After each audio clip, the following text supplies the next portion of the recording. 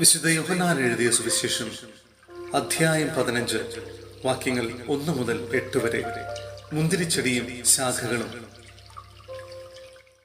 ഞാൻ സാക്ഷാൽ മുന്തിരിച്ചെടിയും എൻ്റെ പിതാവ് കൃഷിക്കാരനുമാണ്.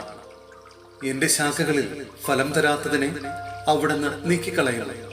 എന്നാൽ ഫലം തരുന്നതിനെ കൂടുതൽ കായ്ക്കാനായി അവിടുന്ന് വെട്ടിയൊരുക്കുകയും ചെയ്യുന്നു. ഞാൻ നിങ്ങളോട് പറഞ്ഞ വചനം നിമിത്തം നിങ്ങൾ ശുദ്ധിയുള്ളവരായിരിക്കുന്നു.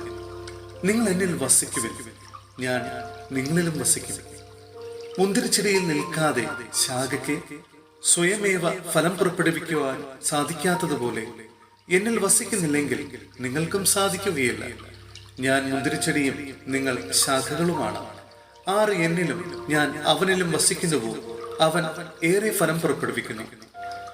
എന്നെ കൂടാതെ നിങ്ങൾക്ക് ഒന്നും ചെയ്യാൻ കഴിയുകയില്ല. എന്നിൽ വസിക്കാത്തവൻ മുറിച്ച ശാഖ പോലെ പുറത്തെറിയപ്പെടുകയും ഉണങ്ങിപ്പോവുകയും ചെയ്യുന്നു. അത്തരം കമ്പുകൾ ശേഖരിച്ച് തീയിലിട്ട് കത്തിച്ചു കളയുന്നു.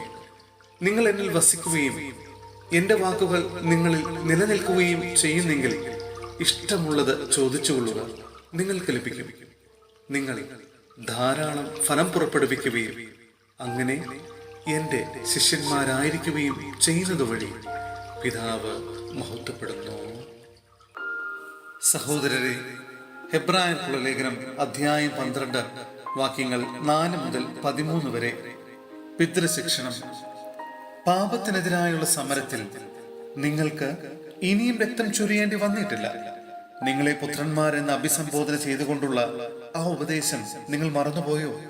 എന്റെ മകനെ, കർത്താവിന്റെ ശിക്ഷണത്തെ നീ നിസ്സാരമാക്കരുത്. അവൻ ശാസിക്കുമ്പോൾ നീ നഷ്ടധൈര്യനാകുകയും വരുത്. താൻ സ്നേഹിക്കുന്നവനെ കർത്താവ് ശിക്ഷണം നൽകുന്നു. മക്കളായി സ്വീകരിക്കുന്നവരെ പ്രഹരിക്കുകയും ചെയ്യുന്നു. ശിക്ഷണത്തിന് വേണ്ടിയാണ് നിങ്ങൾ സഹിക്കേണ്ടത്. മക്കളോടെന്ന പോലെ ദൈവം നിങ്ങളോട് പെരുമാറുന്നു. പിതാവിന്റെ ശിക്ഷണം ലഭിക്കാത്ത ഏതു മകനാണുള്ളത്? എല്ലാവർക്കും ലഭിക്കുന്ന ശിക്ഷണം നിങ്ങൾക്കും ലഭിക്കാതിരുന്നാൽ നിങ്ങൾ മക്കളല്ല, ജാരസന്താനങ്ങളാണ്. ഇതിനും പുറമെ നമ്മെ തിരുത്തുന്നതിന് നമുക്ക് ഭൗമിക പിതാക്കന്മാരുണ്ടായിരുന്നു. നാം അവരെ ബഹുമാനിക്കുകയും ചെയ്തു. അങ്ങനെയെങ്കിൽ നാം ആത്മാക്കളുടെ പിതാവിന് വിധേയരായി ജീവിക്കേണ്ടതല്ലേ? ഭൗമിക പിതാക്കന്മാർ തങ്ങളുടെ ഇഷ്ടമനുസരിച്ച് കുറച്ചു സമയം നമ്മെ പരിശീലിപ്പിച്ചു.